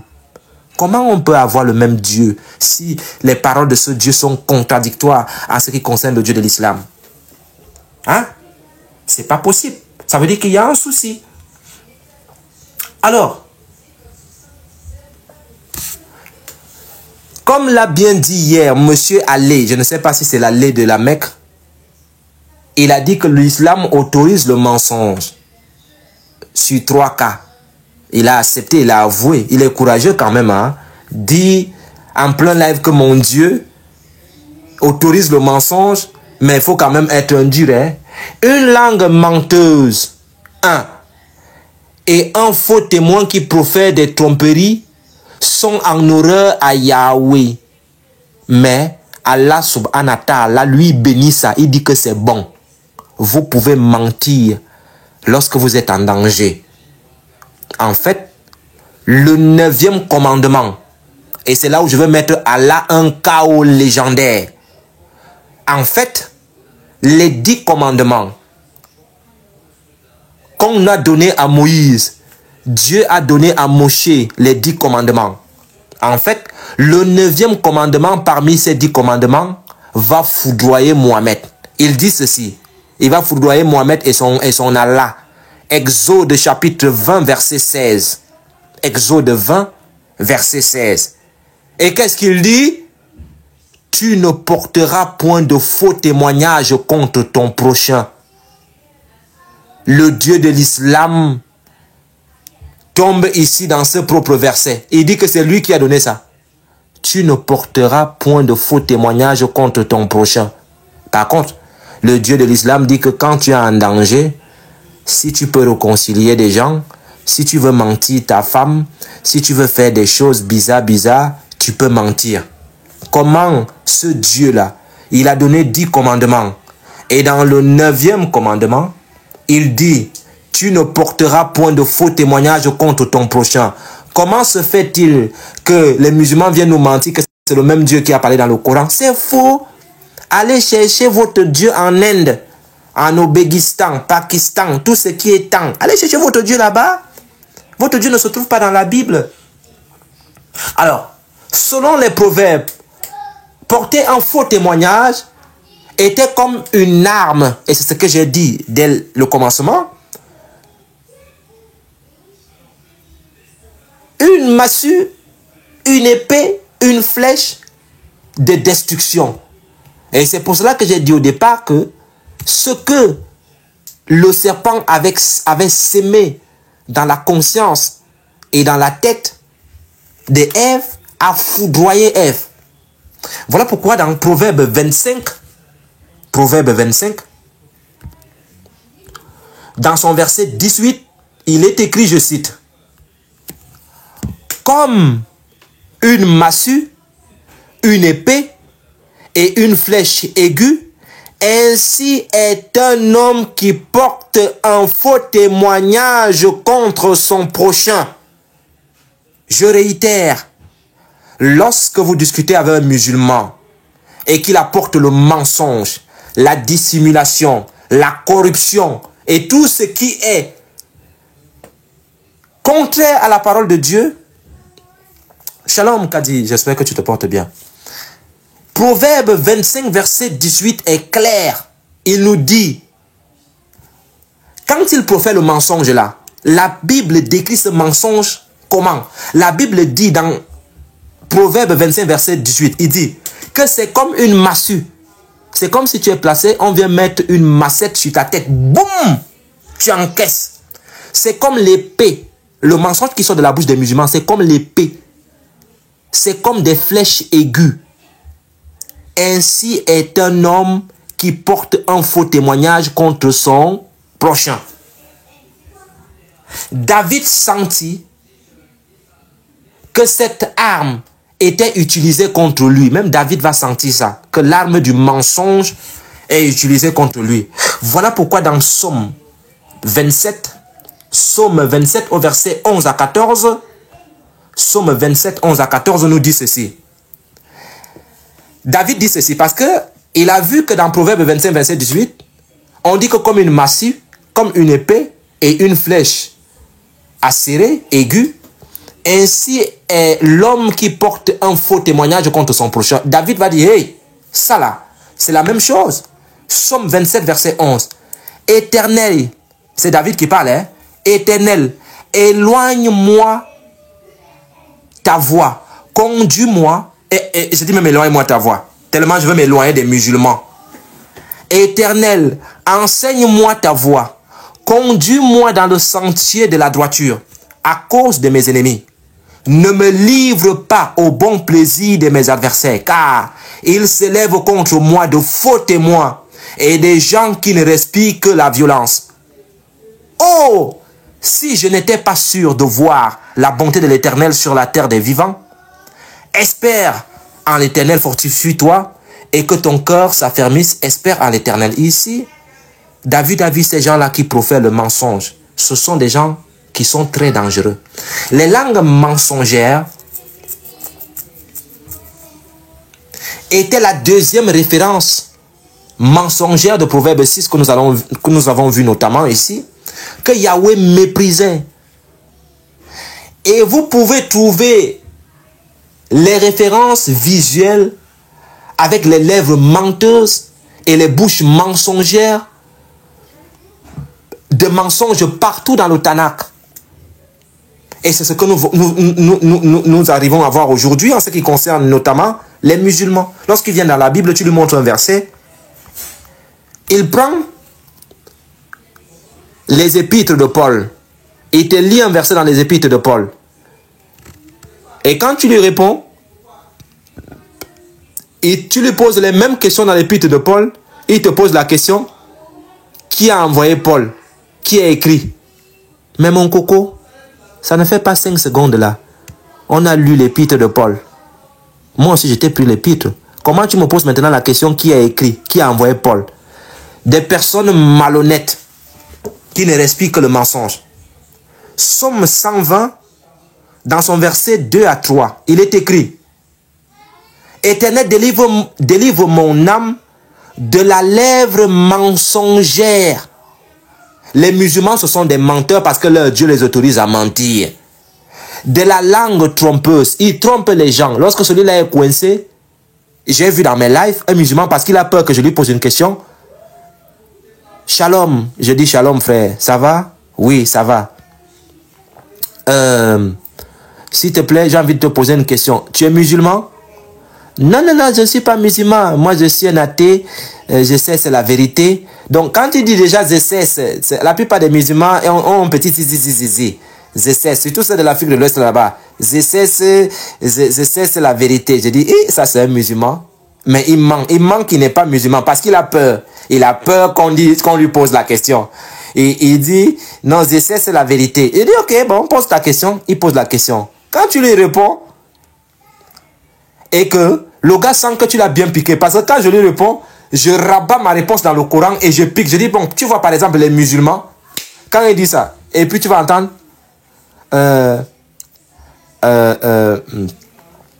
le prophète Mohammed, paix et bénédiction soit sur lui, a dit ceci. Le gars venait d'oublier il y a 5 minutes qu'il m'a dit qu'il n'est pas musulman. Mais comme j'ai piqué dans le Coran, maintenant il n'appelle plus un athée. Il va appeler Mohammed le saint prophète, bénédiction sur lui. Pourquoi? Le gars, le mensonge le rattrape, il commence à parler, tout le monde reste calme. Et quand tu lui dis, hey, donc tu es musulman? Il dit, non, non, non, non, je ne suis pas musulman. Je dis, hey, mon ami, écoute toi-même. Paix et bénédiction sur lui. Il dit, oui, je suis musulman, mais ce que tu dis du prophète là, le prophète c'était un saint homme. Il dit, mais au départ, tu as dit que tu n'es pas musulman, mon ami. Ce sont des gens là comme ça, là, des menteurs. Somme 120, verset 2 à 3. Éternel, délivre mon âme de la lèvre mensongère, de la langue trompeuse. Que te rapporte une langue trompeuse? Qu'est-ce que la langue trompeuse peut rapporter à l'Éternel? Par contre, on voit très bien que la langue trompeuse rapporte quelque chose à Allah subhanahu wa ta'ala. Ça lui rapporte quelque chose. C'est pour cela que lui, il accepte ça. Mais le Dieu de la Bible dit non, il n'est pas d'accord. Somme 31, verset 18. Somme 31, verset 18. Voilà, il dit ceci. Qu'elles deviennent muettes, les lèvres trompeuses. N'oubliez pas que j'ai dit que dans le Tanakh, on trouve les lèvres trompeuses, les gens qui mentent. Et Dieu n'aimait pas ça. Somme 31, verset 18. Qu'elles deviennent muettes, les lèvres menteuses. Et Allah a dit hier que son Dieu l'autorise à mentir. Qui parle avec audace contre le juste, avec arrogance et dédain. Et c'est ce que le monsieur a fait hier. Il a parlé avec arrogance et dédain. On lui pose la question. Montre-nous un verset là où le Dieu de la Bible demande de mentir. Il n'est pas sorti un truc qui date, je ne sais si c'est de 2 ou de 3 ans, où le pasteur maintenant avait dit le palmier dattier. Il sort ça pour se moquer du pasteur. Mon ami, les musulmans, nul n'a le monopole du savoir. Et comme je le disais tantôt, mon grand-père me disait souvent, l'expérience est la somme de nos bêtises. C'est dans la bêtise qu'on devient expérimenté. C'est en faisant des bêtises que l'homme mûrit. Oui. Si vous avez un nouveau-né à la maison, s'il n'a jamais touché le feu ou bien quelque chose qui brûle, il ne saura jamais que ça brûle. Et à partir du moment où il va s'en rendre compte que ça chauffe, il ne remettra plus jamais les doigts là-bas. Donc l'expérience est la somme de nos bêtises. C'est dans la bêtise qu'on devient expérimenté et qu'on s'en rend compte qu'effectivement, on ne doit plus répéter les mêmes bêtises. Et ça a mûri le pasteur. Le pasteur est devenu autre chose. Et vous êtes obligé de prendre ce genre de vidéo en plein débat, là où on te demande de montrer juste un verset qui prouve que le Dieu de la Bible ment. Tu as oublié de zigzaguer. Toi, allez. On n'a pas prévu ça, on ne savait pas que tu allais tomber si bas. Parce que si on imaginait que tu allais tomber si bas, on allait préparer ta vidéo où tu es en train de parler de la Bible et Jésus te confond. Tu dis un cadavre meurt. Dans ta vidéo, tu dis qu'un cadavre meurt. Le cadavre est déjà mort, il meurt encore comment? Un cadavre meurt, le cadavre meurt. Avec un français trottoir, vous venez dans la Bible, doumé, vous venez expliquer la Bible aux chrétiens. Respectez-nous. Un cadavre meurt. Il dit qu'un cadavre meurt. Une personne qui dit déjà qu'un cadavre meurt, qu'est-ce que ça veut dire? Le puits. Les gens n'arrivent pas à expliquer puits. Du subjonctif présent. Et en plein débat, celui qui dit qu'il va venir corriger les chrétiens dit, on lui pose la question, le verbe est conjugué? Non, il dit, tu vas d'abord te calmer. Et le public dit, hey.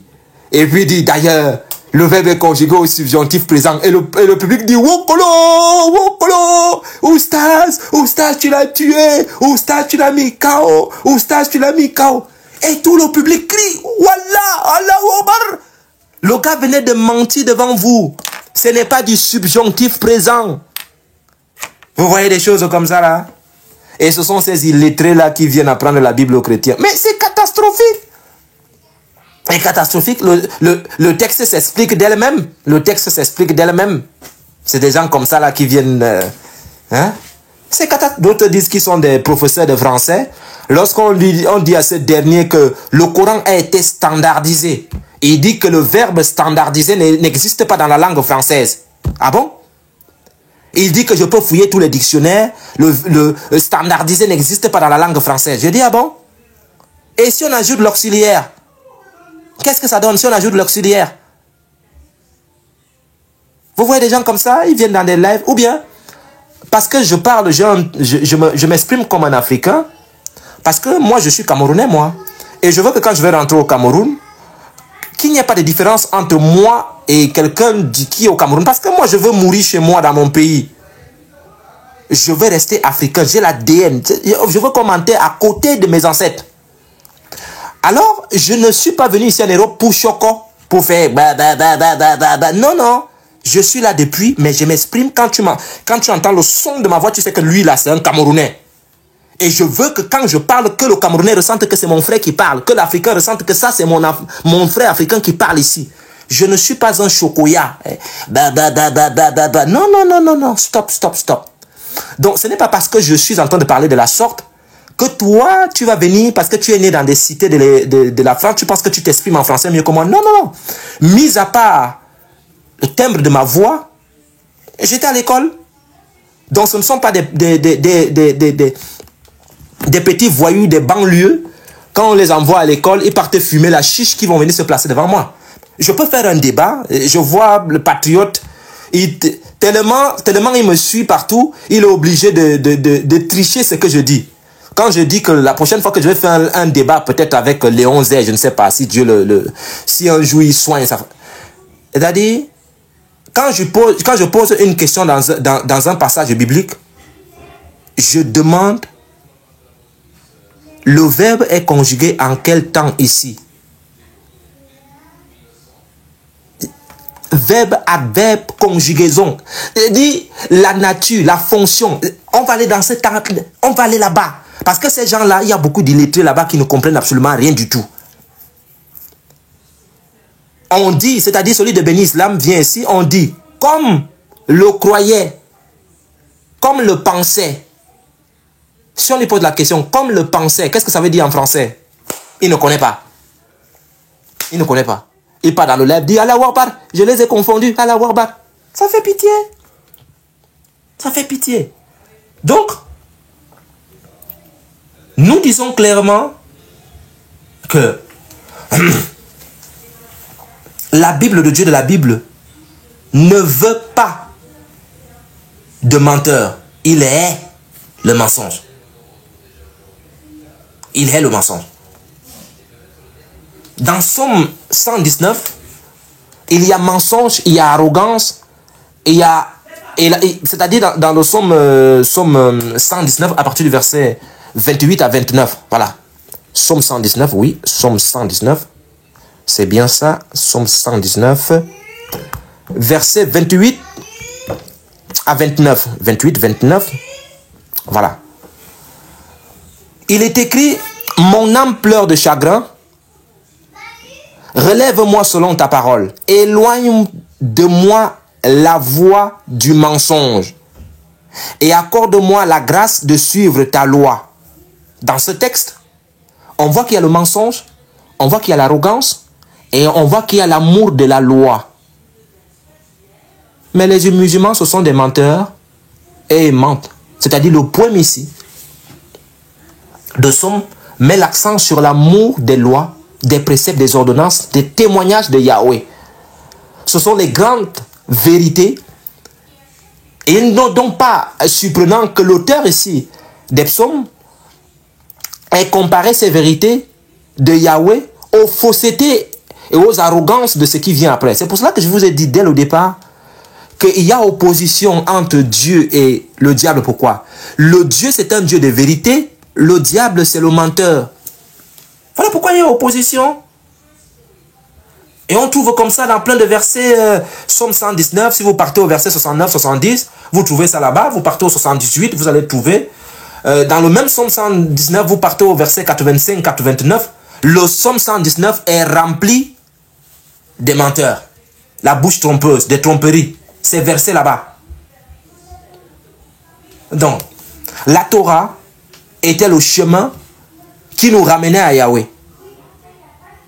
C'est pour cela que Jésus pouvait dire, c'est là tout ce que je vous disais quand j'étais encore avec vous, qu'il fallait que s'accomplisse tout ce qui a été écrit de moi dans la loi de Moïse, dans les psaumes et dans les prophètes. Jésus est la Torah vivante, la parole de Dieu qui s'est faite chair. C'est cette parole-là qui est dans la Torah. C'est-à-dire cette Torah-là s'est matérialisée. La Torah s'est matérialisée. Jésus s'est matérialisé, c'est-à-dire la parole de Dieu s'est matérialisée. Dans Jean chapitre 1, verset 14. Donc, la loi, la Torah était le chemin qui nous ramenait à Yahweh. Le mensonge, c'est pour cela que la Bible va vous dire, il n'y a qu'un seul Dieu et un seul médiateur entre Dieu et les hommes, Jésus-Christ homme. Pourquoi? Parce qu'il est la parole qui s'est faite chair. Dieu avait, on appelle ça comment? Lorsque l'Écriture dit il n'y a qu'un seul Dieu et un seul médiateur, avec quoi Dieu faisait la médiation entre lui et les prophètes? Avec sa parole. Avec sa parole. Dieu parlait aux prophètes avec sa parole. Donc le seul médiateur, c'est pour cela que le texte commence par il n'y a qu'un seul Dieu. Il ne dit pas qu'il y a deux dieux. Il n'y a qu'un seul Dieu. Et comme il n'y a qu'un seul Dieu, il n'y a aussi qu'un seul médiateur. Dans la Torah, le médiateur, c'était la Torah qui permettait d'être dans la voie de Yahweh. Dans le Nouveau Testament, cette Torah va se matérialiser dans Jean chapitre 1, verset 14. Elle va être une Torah vivante. Voilà pourquoi la Bible dit il n'y a qu'un seul Dieu. On tire ton attention pour que tu ne te trompes pas. On dit comme il y a un seul Dieu, il n'y a aussi qu'un seul médiateur. Il n'y en a pas deux. Entre Dieu et les hommes. Jésus-Christ homme. Depuis Genèse. Est-ce qu'il n'y a pas des hommes? Est-ce qu'il n'y avait pas de médiateurs? Mais on te dit que la médiation, c'est la parole. Alors, le mensonge égarait, comme le font les musulmans aujourd'hui, le mensonge égarait les gens et ils finirent inévitablement sur le chemin de la destruction. Suivre la loi était d'une grande aide pour ramener les humains là où ils devraient être, où ils devraient aller. Mais nous étions tellement perdus que nous avions besoin de l'aide divine. Alors, nous comprenons une chose qui est claire ici, c'est que le mensonge n'est pas quelque chose qui est bien pour nous. Et le Dieu du Coran autorise de mentir. Et pour nous, c'est très grave. Nous avons lu Ésaïe 28 au verset 14 à 18, où Ésaïe dit que car nous avons fait du mensonge notre refuge et nous nous sommes cachés dans la tromperie. Alors, il n'y avait aucun humain pour intercéder, alors que Yahweh a fourni un intermédiaire, une pierre angulaire, un rédempteur, un sauveur, pour annuler notre pacte avec la tombe et surmonter ce qui semblait être notre rendez-vous inévitable avec la mort. Voilà pourquoi dans Ésaïe 63, versets 8 à 9, il est écrit, car il, c'est-à-dire Yahweh, a dit, certainement, ils sont mon peuple, des fils qui ne commettent pas de tromperie. Et il est devenu leur sauveur. Dans toute leur affliction, il a été affligé. Et l'ange, c'est-à-dire le messager de sa présence, les a sauvés dans son amour et dans sa miséricorde. Il les a rachetés et il les a relevés et portés tous les jours d'autrefois. Ici, l'Éternel a envoyé un sauveur de la lignée de David pour racheter son peuple et ramener en sa présence. Il a envoyé Yeshua, qui est sa parole, pour porter le fardeau de tous les mensonges et de toutes les tromperies de l'humanité. Voilà pourquoi, lorsqu'on voit quelqu'un venir après Jésus, on en rigole parce qu'on se pose la question, d'où sort celui-ci? Hein? D'où sort celui-là? Il sort d'où? Quelqu'un qui arrive après le Messie, c'est un menteur. Il est donc logique pour nous qu'il ait été envoyé à la croix pour la tromperie. Voilà. Donc, la vérité envoyée à la croix avec des mensonges. Yeshua a été arrêté sans inculpation et a envoyé une série de procès biaisés où ils ont lancé des mensonges contre lui. C'est-à-dire, c'est le père du mensonge qui a fait le travail contre Jésus. Parce qu'il a été menteur dès le commencement. Et pour cela, vous prenez Matthieu 26 à partir du verset 57. Matthieu 26, 57. Vous allez voir quelque chose là-bas. Matthieu 26, 57, qui nous dit, je cite, « Ceux qui avaient saisi Jésus l'amenèrent chez le souverain sacrificateur Caïphe, où les scribes et les anciens étaient assemblés. » Ça, c'est un premier point. Matthieu 26, 57. Maintenant, on saute pour aller au 59. Le 59 nous dit, les principaux sacrificateurs et tout le Sahédrin, quand je dis le Sahédrin ici, je ne parle pas du puits de Zamzam, hein, et les principaux sacrificateurs et tout le Sahédrin cherchaient quelques faux témoignages contre Jésus, et c'est ce que les musulmans font, des faux témoignages contre Jésus, suffisant pour le faire mourir. Verset 60, mais ils n'en trouvèrent point, quoique plusieurs faux témoins se fussent présentés enfin qu'il en vint deux. Ici, vous comprenez effectivement que ce que Dieu ne voulait pas dans l'Ancien Testament est en train de se manifester en Jésus ici. Donc, on va lire à partir du 60, à partir du 59, autant pour moi, Matthieu 26, à partir du 59 jusqu'à 66. Nous sommes au 60. Maintenant, on passe à 61. Qui dire, celui-ci a dit, je puis détruire le temple de Dieu et le rebâtir en 3 jours.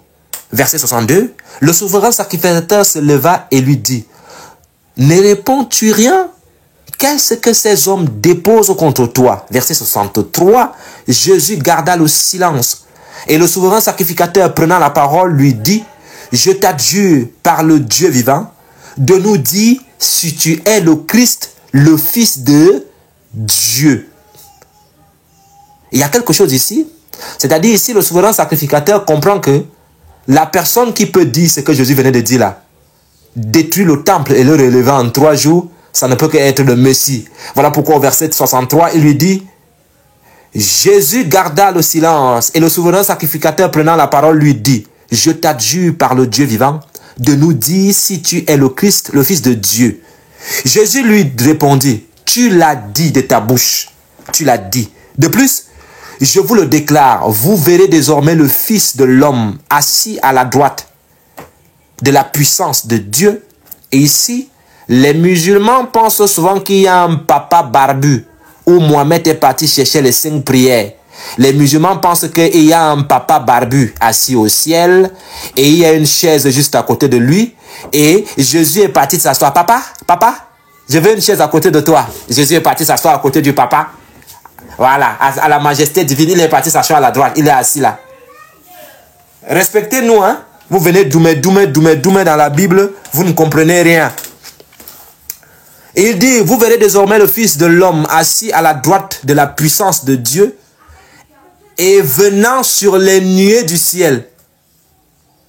Alors, le souverain sacrificateur déchira ses vêtements disant, il a blasphémé.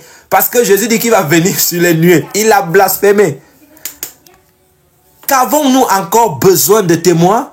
Voici, vous venez d'entendre son blasphème. Que vous ensemble? Il répondit, il mérite la mort. Vous voyez? C'est ce que les musulmans font aujourd'hui. Ils sont des menteurs en puissance. Ils viennent mentir.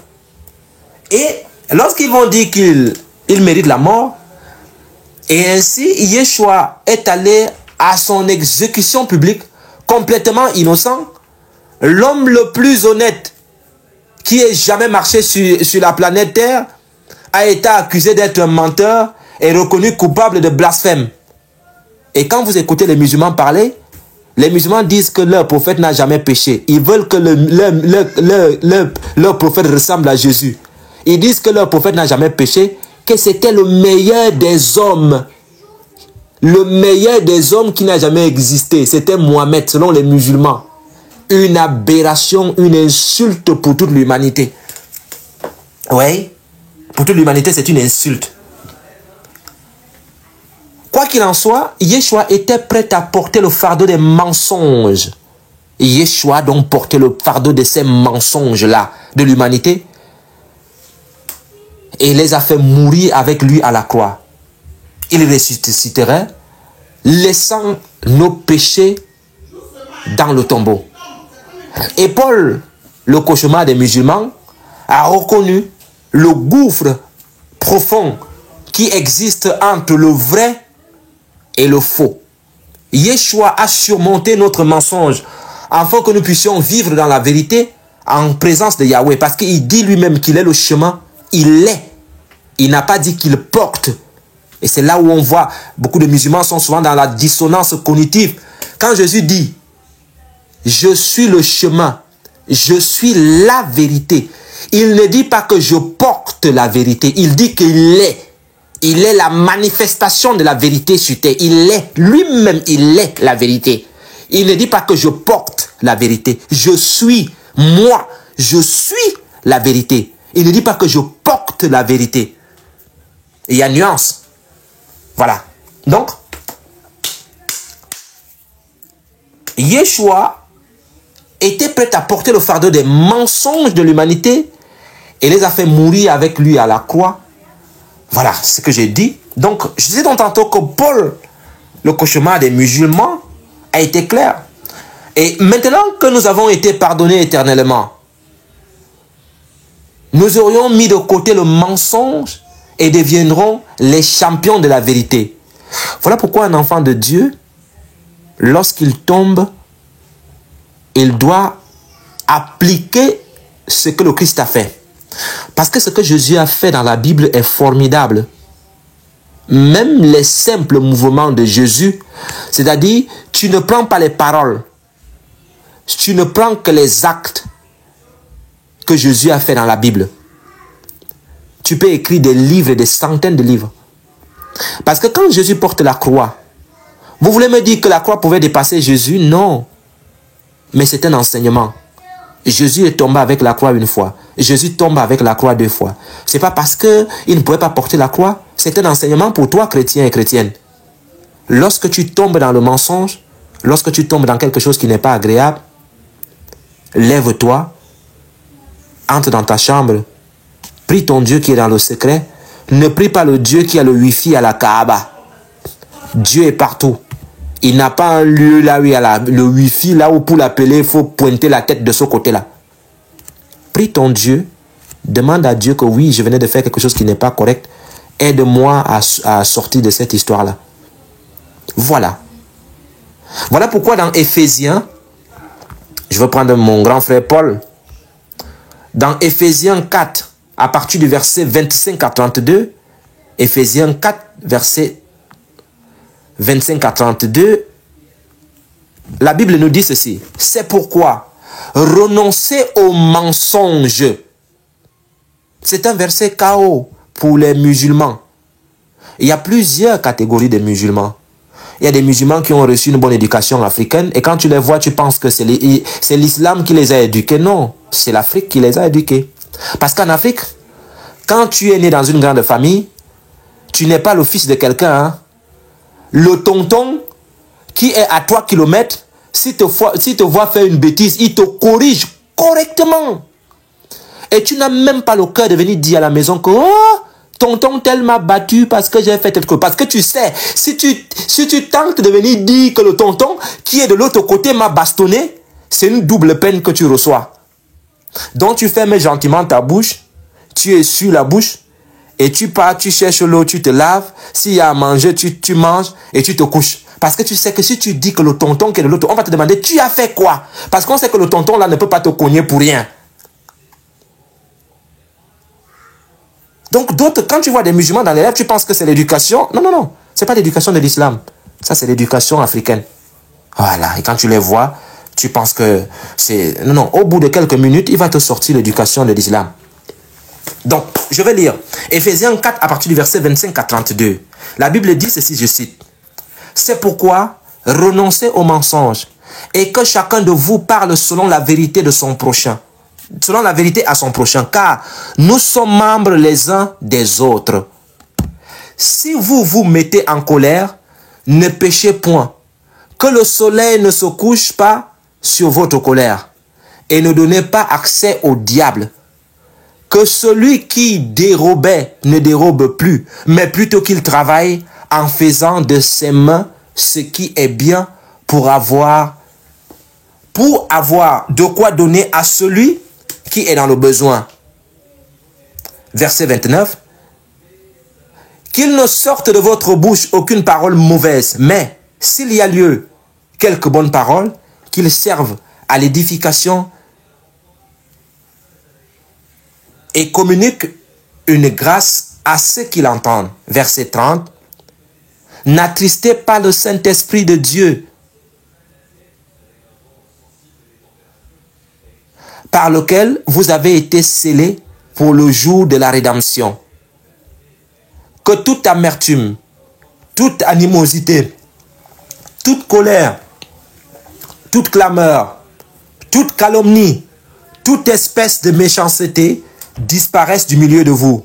Soyez bons les uns envers les autres, compatissants,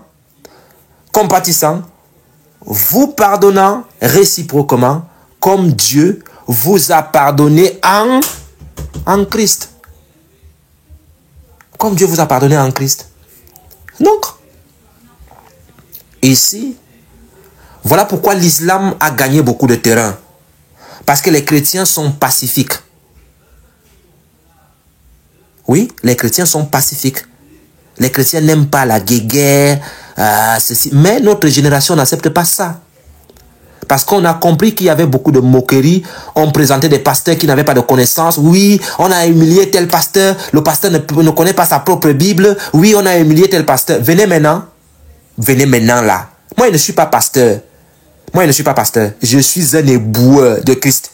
Moi, je suis là pour nettoyer les égouts que vous avez mis de la saleté partout dans des égouts. Il faut venir maintenant. Moi, je ne suis pas un pasteur, moi. Moi, je suis un éboueur du Christ. Donc, nous sommes là pour nettoyer les égouts que vous avez mis des choses abjectes dans ces égouts-là. Nous sommes là pour les nettoyer. C'est notre rôle à nous. Vous avez été habitués aux prêtres. Que le nom de Dieu soit glorifié. Alléluia, amen. Que Jésus-Christ soit crucifié. Oh, lolo. Et les autres pasteurs de l'autre côté. Ribabababa. Robababa. Donnez l'argent. Oui, je les vois souvent. Ils montent des trucs. ils montrent des mouchoirs. Un mouchoir à 2000 euros, un mouchoir à 3000 euros.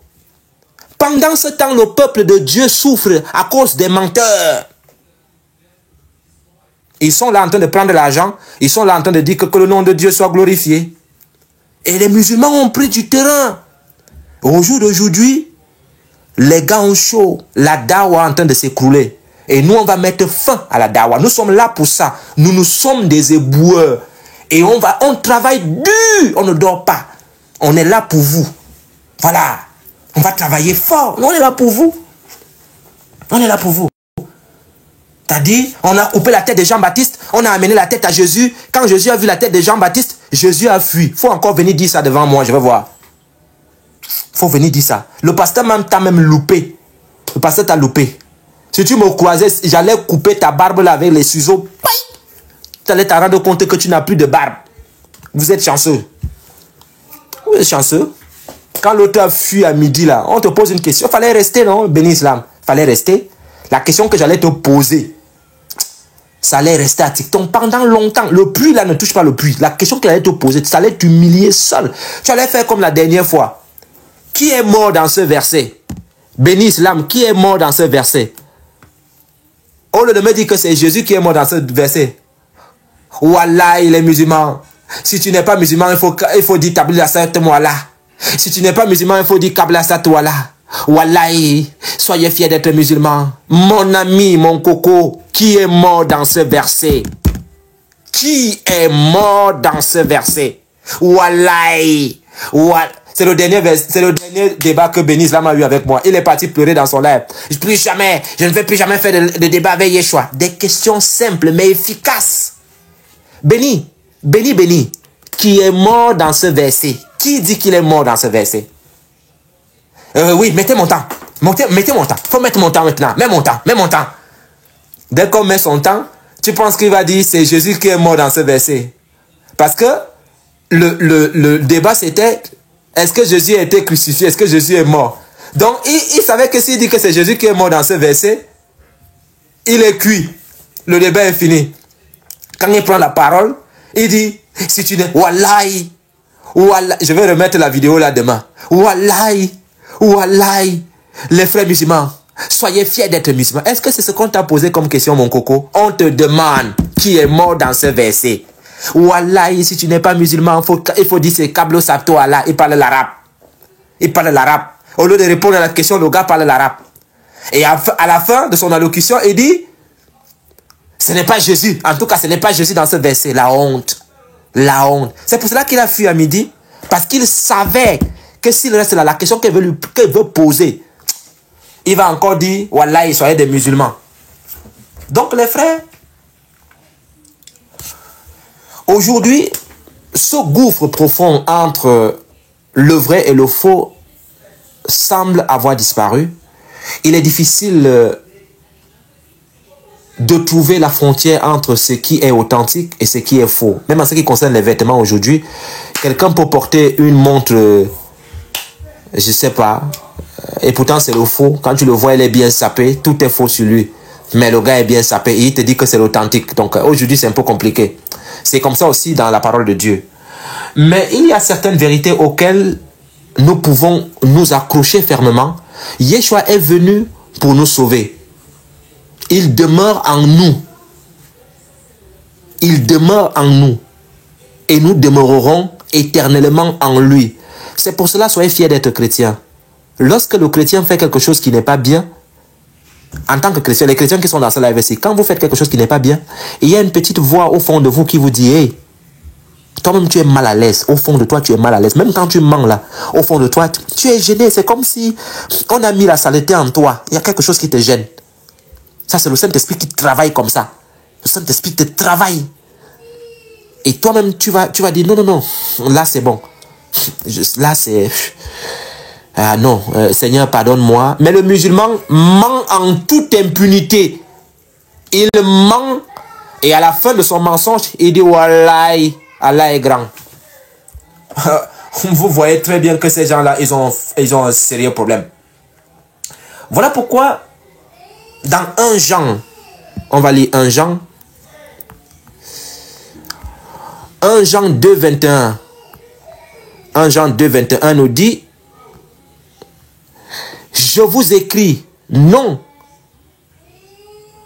que nous ne connaissons pas la vérité, mais parce que vous la connaissez, chrétiens, et parce qu'aucun mensonge ne vient de la vérité. Je répète, aucun mensonge ne vient de la vérité. Je répète, 1 Jean 2, verset 21. Aucun mensonge ne vient de la vérité. Vous, en tant que serviteur de Christ, aucun mensonge ne vient de la vérité. Celui qui a parlé dans le Coran là, c'est un faux Dieu, c'est un menteur. Il a menti. Le verset 25 du même 1 Jean, le verset 25 dit ceci. Et la promesse qu'il nous a faite, c'est la vie éternelle. 26. Je vous ai écrit ces choses au sujet de ceux qui vous égarent, les musulmans. Pour vous, l'onction que vous avez reçue de lui demeure en vous. Vous avez reçu quelle onction? Du Saint-Esprit. Et vous n'avez pas besoin, vous n'avez pas besoin qu'on vous enseigne. Vous n'avez pas besoin qu'on vous enseigne. Mais, comme son onction vous enseigne toutes choses, et qu'elle est véritable, et qu'elle n'est point un mensonge, demeurez en lui, selon les enseignements qu'elle vous a donnés. Donc ici, les versets sont clairs. Que nos lèvres prononcent la paix, que nos langues favorisent la guérison, et que notre témoignage apporte la paix. Ça, c'est le rôle du chrétien. Voilà pourquoi dans Proverbe, où est Proverbe là, voilà. Proverbe chapitre 12, dans son verset 17 à 22, Proverbe 12, 17 à 22 nous dit ceci. Celui qui dit la vérité proclame la justice. Le faux témoin la tromperie. Tel qui parle légèrement blesse comme un glaive, mais la langue des sages apporte la guérison. La lèvre véridique est affermie pour toujours, mais la langue fausse, comme les musulmans, ne subsiste qu'un instant. C'est pour cela qu'on les attrape souvent dans le mensonge. Verset 20. La tromperie est dans le cœur de ceux qui méditent le mal. Voilà pourquoi dans les lèvres, ils disent les choses contraires à leur cœur. Mais la joie est pour ceux qui conseillent la paix. Verset 21. Aucun malheur n'arrive au juste, mais les méchants sont accablés de maux. Verset 22. Les lèvres fausses, comme l'a bien souligné monsieur Allah, il dit que Allah demande de mentir. Les lèvres fausses sont en horreur à l'Éternel, mais ceux qui agissent avec vérité lui sont agréables. Les lèvres fausses sont en horreur à l'Éternel, mais ceux qui agissent avec vérité sont agréables à l'Éternel. Voilà. Donc, j'ai fini. C'était assez simple. Je demande aux musulmans d'arrêter de mentir et de chercher la vérité qui est le Christ, Jésus, le Mashiach, qui a dit, c'est pas son cousin qui parlait, c'est lui-même, Jésus. Il dit, je suis le chemin, je suis la vérité. Il n'a pas dit qu'il porte le chemin. Il dit qu'il est le chemin. Il dit qu'il est la vérité. Il n'a pas dit qu'il porte la vérité. Il dit qu'il est la vérité. Il dit qu'il est la vie. C'est pas la vie pour manger les kebabs et les tacos et boire les bières. Non. C'est la vie éternelle. Il est la vie éternelle. Jésus, il est le chemin.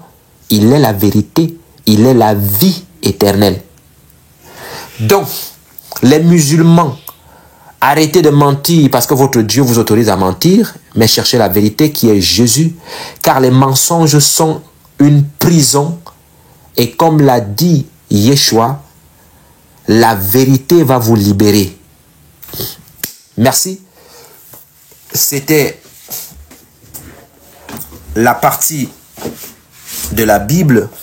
Si quelqu'un a une question ou une préoccupation par rapport à ce qui a été dit, il peut envoyer son invitation. Et puis, nous allons en discuter. Si par contre, il n'y a pas de questions, nous irons directement dans le Coran, là où Subhanahu wa Ta'ala demande de mentir. Parce que nous avons exposé la vérité qui se trouve dans la Bible pour vous montrer une fois de plus que le Dieu qui parle dans la Bible, c'est un Dieu qui n'aime pas le mensonge, qui aime la vérité, qui a horreur au mensonge. Il a été clair. De ce fait, restez dans la vérité. Si jamais tu fais une faute contre ton Seigneur, tu sais ce qu'il te reste à faire. Il faut aller prier ton Seigneur et il te pardonnera.